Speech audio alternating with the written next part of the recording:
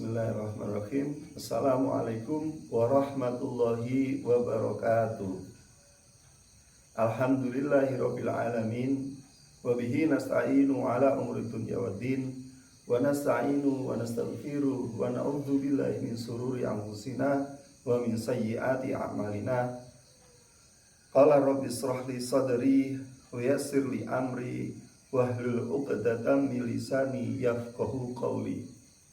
Pada pagi hari ini saya berterima kasih kepada guru-guru saya, pada beliau-beliau yang telah memberikan ilmunya, mentransfer ilmunya kepada saya selama ini, mulai saya belajar baik di sekolah, di lembaga formal maupun non formal, sehingga mudah-mudahan dengan berterima kasih ini Allah akan memberikan keberkahan kepada guru-guru saya, memberikan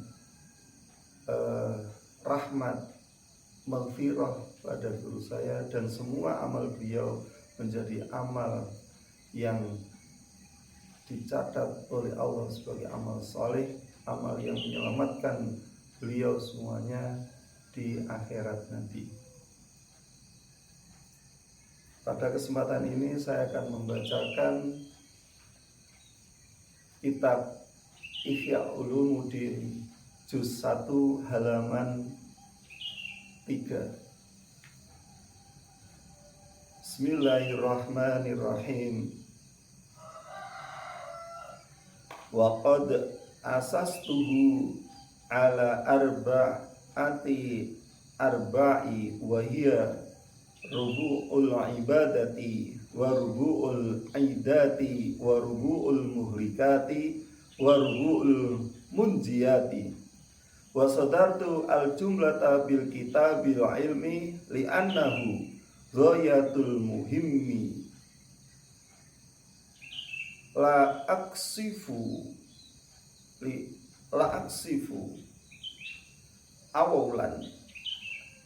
awalan anil ilmi alladhi ta'abada laha ala lisani rasulillahi sallallahu alaihi wasallam ahyanu bitolabati idza qala rasulullahi sallallahu alaihi wasallam talabul ilmi faridatun ala kulli muslimin wa umayyizu fihi al-ilman nafi'i al-ilma an-nafi'ah min adh-dharri idza qala sallallahu alaihi wasallam na'udzu billahi min ilmin la yanfa wa uhiku maila ahlal asri an syakilati sawabi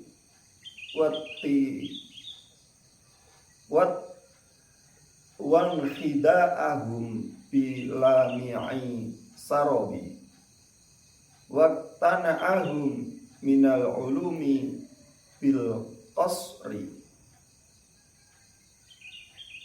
anil lugabi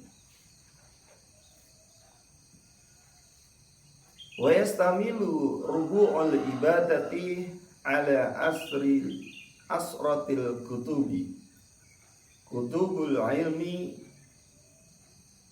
kitabul ilmi wa kitabul qawaidil aqaidi wa kitabu asrari zahirati wa kitabu asrari sholati wa kitabu asrari zakati wa kitabu asrari siyami wa kitabu asraril haji wa kitabul adabi tilawatil qur'ani wa kitabul azkari wa da'awati wa kitabu tartibil auradi fil awqati wa amma rubu'ul ibadati fayastamilu ala asratil kutubi kitabul adabil akli wa kitabu adabin nikahi wa kitabu ahkamil kasabi wa kitabul halali wal harami wa kitabul adabi suhbati wal mu'asarati ma'a asnafi khalqi wa kitabul uzlati wa kitabul adabi syafari wa kitabus sima'i wal wujdi wa kitabul amri bil ma'rufi wa nahyi 'anil munkari wa kitabul adabil ma'isyati wa akhlaqin nubuwati. Pada kitab Ihya ini Imam Al-Ghazali membagi kitabnya menjadi 4 bagian. Seperempatnya menjelaskan tentang ibadah, karena beliau memiliki sebuah feeling korena, menemukan tanda-tanda bahwa pentingnya ibadah bagi umat Islam, karena kehidupan ini apabila didasari dengan ibadah kepada Allah akan memperoleh hasil yang sempurna, karena pekerjaan apapun, kegiatan apapun, misi apapun, program apapun, apabila didasari oleh ibadah karena Allah, maka misi tersebut akan memberi manfaat, akan memberi barokah, akan memberikan kebaikan dan ketenangan hati bagi yang mengambil manfaat dari pekerjaan atau kegiatan. Amal apapun kalau didasari dengan mengharap ridha Allah, beribadah semata-mata hanya karena Allah, tidak karena manusia, tidak karena memperoleh kedudukan, memperoleh posisi tertentu di organisasi, di lembaga, di masyarakat, maka akan menjadi menarik baik dalam pikiran yang menerima manfaat ataupun dalam hati orang yang menerima manfaat. Kita alami sebagai pengalaman pribadi. Saya ambil contoh, melakukan perbuatan yang baik, misal bekerja, setiap hari bangun, sebelum subuh bangun, terus berzikir, sholat tahajud, sholat hajat, sambil menunggu waktu sholat subuh, lalu mengerjakan sholat bersama dengan keluarga, sholat subuh bersama berjamaah dengan keluarga, lanjut berdoa, zikir sebentar, lalu mempersiapkan apa yang harus dilakukan sebelum berangkat kerja. Jam 6 berangkat kerja. Di pekerjaan begitu banyak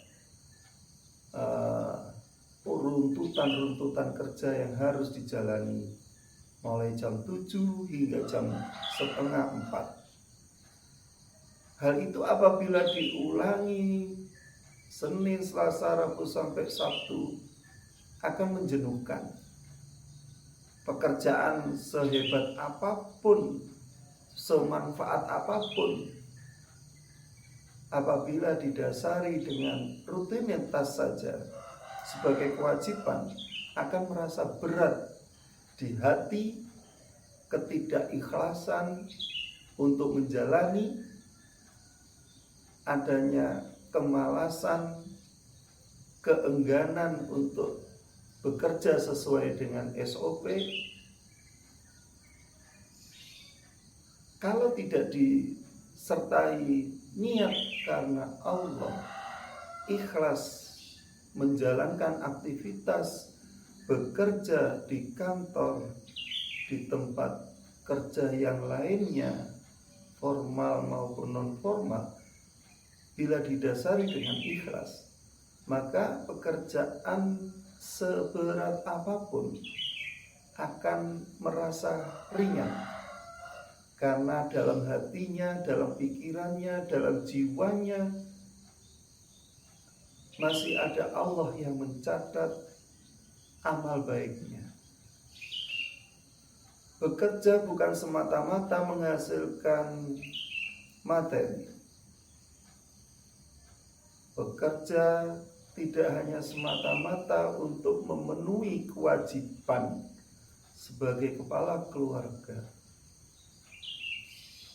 Bekerja tidak semata-mata untuk melanjutkan organisasi.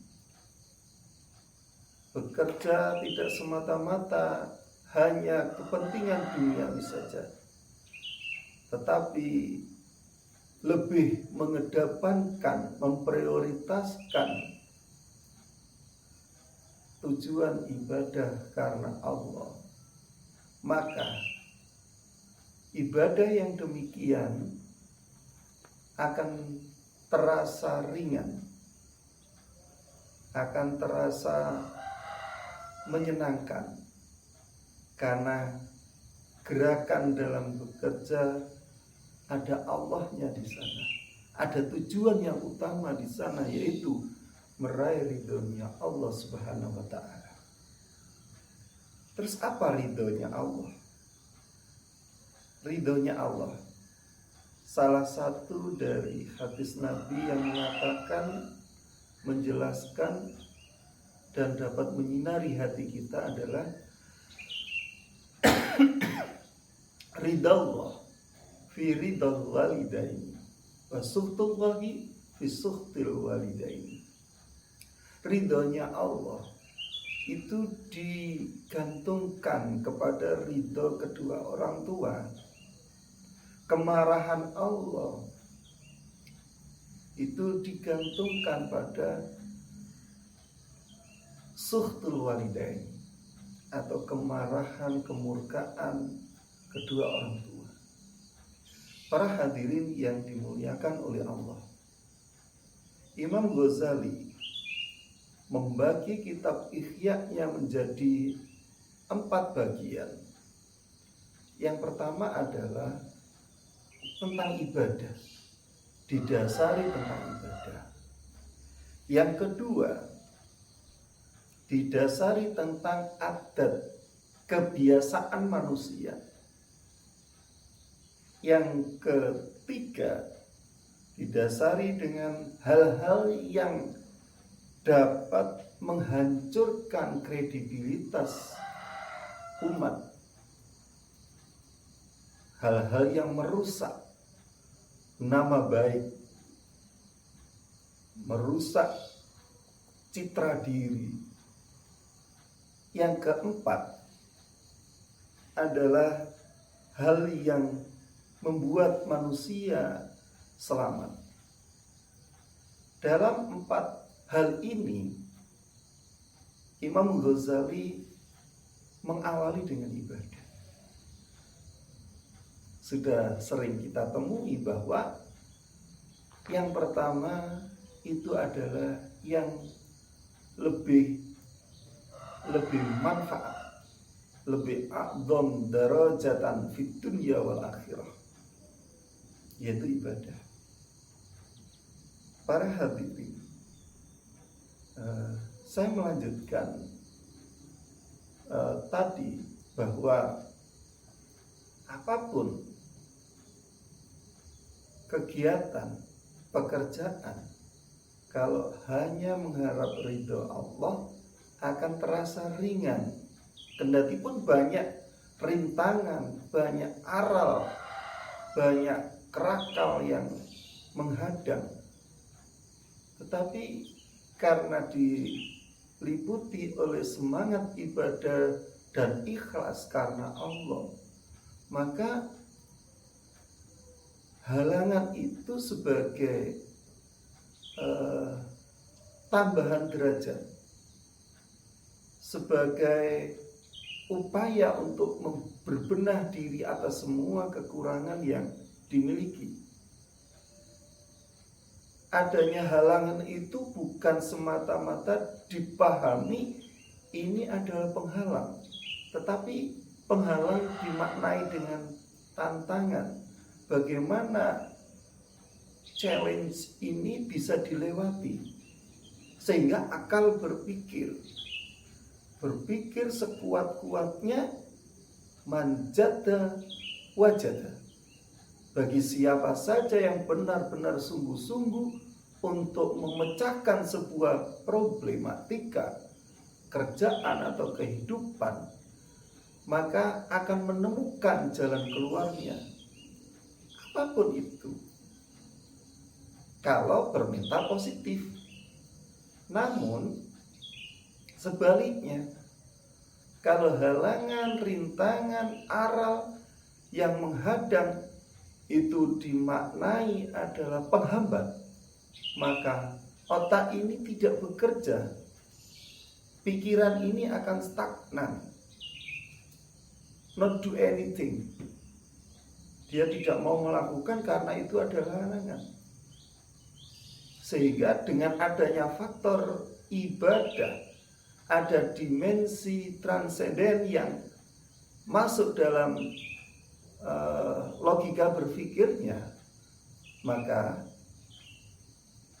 kedekatan, keinginan meraih kemuliaan di hadapan Allah nanti itu sebagai motivasi yang terbesar dalam hidup manusia. Memang akal bisa menyelesaikan, tetapi batin ini adalah penguat dari akal tersebut. Kolaborasi antara akal dan batin mengharap ridho Allah, akal ingin menyelesaikan semua tugas tanggung jawabnya di pekerjaan atau di dunia ini. Dua-duanya jalan. Inilah yang manusia yang sempurna. Hatinya ini mengharap ridho Allah, pikirannya menyelesaikan masalah yang ada di depannya. Hadirin yang dimuliakan oleh Allah, tentang ridho. Ridho itu apa? Ridho Allah, ridhonya Allah itu didasari, dipicu, pemantiknya adalah ridhonya orang tua. Manakala seseorang yang masih orang tuanya sehat, masih orang tuanya masih baik keadaannya, orang tuanya masih ada, belum wafat, itu bahagianya manusia. Untuk menuju ridha Allah dengan start ridhonya orang tua dulu, kedua orang tua. Sehingga manakala seseorang dalam kehidupannya kurang baik, maka introspeksilah bahwa apakah pekerjaan, usaha yang selama ini kita lakukan itu sudah ada unsur ibadahnya atau belum? Sudah ada unsur ingin meraih ridho orang tua apa belum? Kalau pertanyaan sudah, apakah sudah memiliki kualitas yang baik mendapat ridho orang tua itu?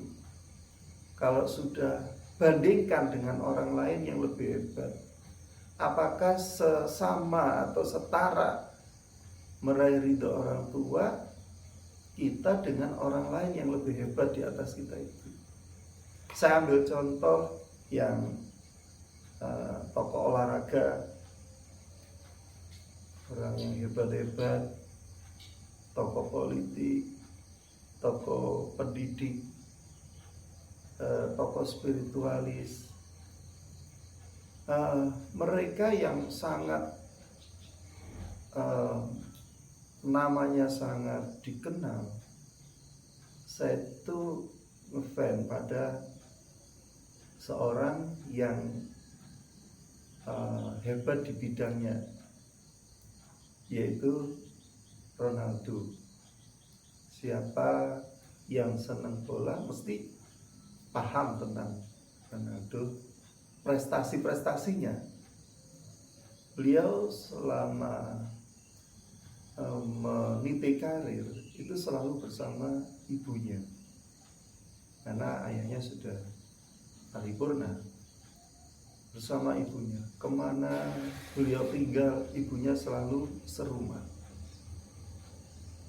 Saya tidak berbicara tentang agama beliau apa tidak, tetapi semangat untuk meraih ridho orang tua menjadikan karirnya meningkat tajam, sangat terkenal dan sangat sukses. Dalam tokoh spiritual, orang-orang yang hebat dilahirkan dari orang tua yang hebat. Ada yang hebat secara logisnya, hebat secara spiritualnya. Saya yakin doa orang tua itu sebagai karpet merah untuk meraih kesuksesan. Sehingga bagaimana kalau sudah wafat orang tuanya? Ya teruslah beribadah. Teruslah niat apapun yang di dunia ini untuk meraih ridho Allah dengan ibadah. Karena Allah sendiri memberikan fasilitas orang yang sudah meninggal bisa melihat, bisa merasakan anak-anaknya yang masih hidup. Ketika anaknya yang masih hidup itu sering beribadah, rajin tekun beribadah karena Allah, maka pahala dari anak ini akan automatically ditransfer pada orang tuanya, karena beliau yang mengusahakan anak itu lahir dan sukses. Maka kedua orang tuanya akan tersenyum, kedua orang tuanya akan bangga, kedua orang tuanya akan bahagia di alam kubur, di alam baka, karena melihat anaknya rajin beribadah, tekun mengabdi kepada Allah Subhanahu wa taala. Sehingga dengan semangat beribadahnya anak itu akan meningkatkan derajat orang tua di alam surga sana. Para hadirin yang saya muliakan, ibadah itu dilatih, tidak serta-merta langsung hebat dalam beribadah, tidak. Sholat pun dilatih, mulai kecil, sejak dini dilatih sholat tepat waktu, sholat berjamaah, itu harus dilatih. Kalau ada anak yang belum sholat padahal sudah masuk waktu sholat fardu, maka diingatkan. Orang tuanya sholat dahulu, anaknya diajak untuk sholat. Orang tua memberi contoh untuk beribadah. Orang tua memberikan spirit anak, manfaat-manfaat beribadah kepada Allah. Kebutuhan manusia berbagai varian-variannya memang banyak, tetapi varian ibadah itu adalah dasar dari kebutuhan manusia. Kalau itu yang diterapkan, itu yang diaplikasikan dalam kehidupan, maka kebutuhan manusia itu akan memberikan pemenuhan kebutuhan pribadi atau golongan, ini akan memberikan manfaat pada orang lain. Misal, kalau membeli sesuatu kebutuhan, maka carilah orang-orang yang membutuhkan. belilah di tempat orang-orang yang senang beribadah. Maka niat ini mendorong orang lain untuk gemar ibadah, mendorong penjual untuk gemar beribadah. Dan hubungan antara pembeli yang senang membeli barang pada orang yang ahli ibadah, ini akan saling menguatkan.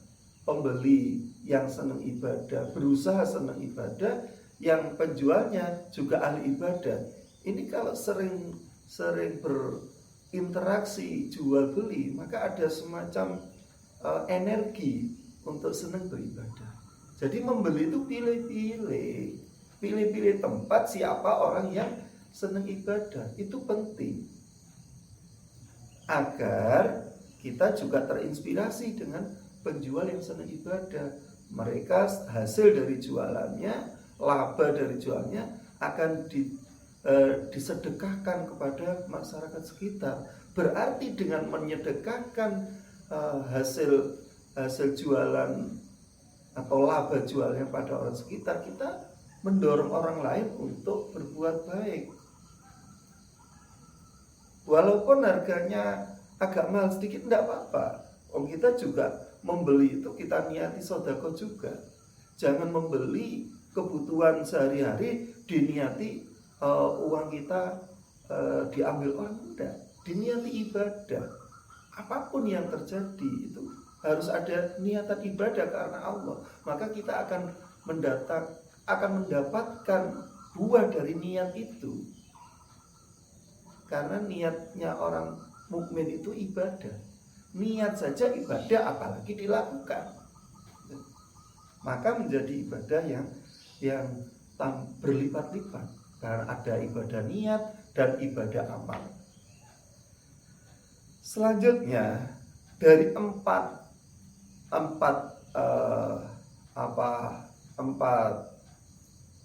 bab itu Imam Al-Ghazali mendasarinya dengan ilmu. Beliau menyampaikan wa asas tuhu ala arbaati, terus yang paling utama adalah ilmu, mendahulukan ilmu. Lah, ibadah tanpa ilmu, kebiasaan dilakukan tanpa ilmu, ini akan jadi sia-sia. Berbuat baik tanpa ilmu kebersihan hati, maka orientasinya orientasi dunia saja, karena tanpa adanya unsur Allah di dalamnya. Kemuliaan di dunia saja, karena hanya mengabdi kepada manusia, bukan mengabdi kepada Sang Maha Pencipta. Padahal kita di dunia ini hanya sebentar, ya maksimal 8, 9, 100 tahun maksimal itu. 100 tahun maksimal. Di hadapan Allah kita semuanya setelah 100 tahun umpama, Allahumma amin, setelah 100 tahun maka kita akan menuju kepada Allah. Sehingga ilmu menuju kepada Allah itu wajib dipelajari. Kalau kita menginginkan dunia, pelajari ilmu dunia. Menginginkan kehebatan akhirat, ya harus mempelajari ilmu akhirat. Man arada dunya fa'alai bil ilm, man arada akhirah fa'alai bil ilm, man arada huma fa'alai bil ilm. Semuanya ada ilmunya. Menghadapi dunia harus berilmu, ingin sukses akhirat harus berilmu, ingin sukses keduanya harus berilmu. Ibadah pun untuk sukses akhirat harus berilmu. Tidak mungkin kalau orang baik menuju ke tempat yang sempurna di sisi Allah, yaitu surga, itu tanpa dasar ilmu. Tidak mungkin. Karena ibadah itu perpaduan dari berbagai elemen. Ada elemen pikiran, ada elemen keyakinan, ada elemen manfaat pada orang lain, ada elemen variabelnya adalah variabel cinta tanah air, cinta saudara, cinta Rasulullah, cinta Allah, dan cinta pada kebaikan, memberi manfaat pada makhluknya Allah. Dan itu harus berilmu dulu, karena tanpa ilmu semuanya kurang sempurna, lama, dan hasilnya sedikit. Sambil contoh sodako, setelah sodako ratusan ribu, jutaan, tetapi setelah sodako diungkit-ungkit, itu sodakonya besar dalam kuantitas, tapi kecil dalam kualitas. Besar tapi hasilnya sedikit. Ya hasil, tapi hasilnya sedikit. Karena ada setelah sodako ada mengulang-ulang bahwa itu hasil sodako saya. Kehebatan, kesuksesan orang tersebut karena hasil sodako saya, memanfaatkan sedekah saya. Nah itu akhirnya mengurangi nilainya, nilai dari ibadah. Rasulullah Shallallahu Alaihi Wasallam menyemangati umatnya untuk mencari ilmu. Talabul ilmi faridatun ala kulli muslimin. Mencari dengan sungguh-sungguh ilmu itu sangat diwajibkan. Faridatun itu ada faedah mubalaghah, sangat diwajibkan. Kalau sangat berarti penting. Penting. Semua orang yang hebat di dunia ini mesti ilmunya banyak. Gak mungkin orang hebat itu minim ilmu. Enggak, sesuai dengan bidangnya masing-masing.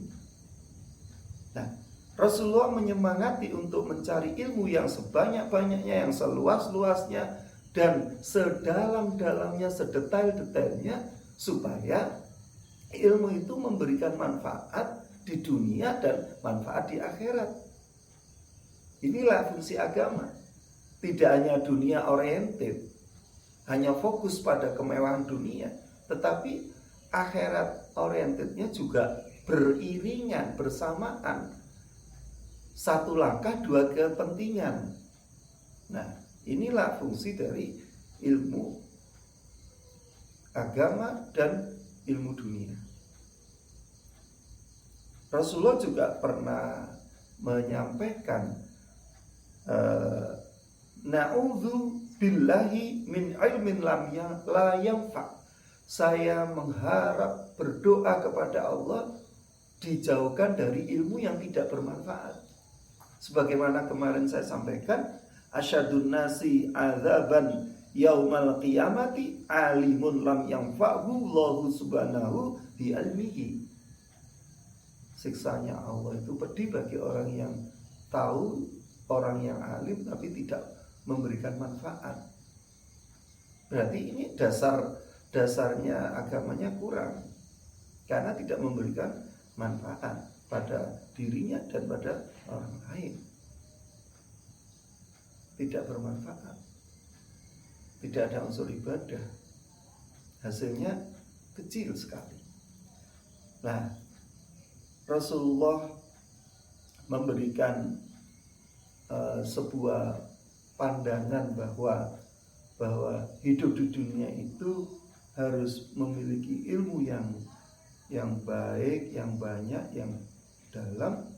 Ini mesti berdasarkan wahyu dari Allah. Karena apapun tindakan Rasulullah, apapun mengendikan kalamnya Rasulullah, apapun diamnya Rasulullah, itu berdasarkan wahyu. Rasulullah tidak berdasarkan dengan nafsunya. Memang Rasul manusia, tetapi manusia yang terpilih, manusia yang hebat, yang semuanya adalah atas kehendak Allah, perilaku ibadahnya hanya karena Allah, tidak karena nafsunya. Oleh karena itu saya mengajak semuanya untuk selalu bersemangat dalam mencari ilmu agar hidup ini menjadi terang, terarah, dan bahagia. Dan selamat bagi orang-orang yang gemar menambah ilmunya dan gemar meniati semua pekerjaan aktivitasnya dengan niat ibadah karena Allah. Sehingga pada kesempatan ini saya akhiri sampai di sini. Mudah-mudahan apa yang saya sampaikan memberikan berkah kepada saya pribadi, khususnya kepada orang-orang yang menyimak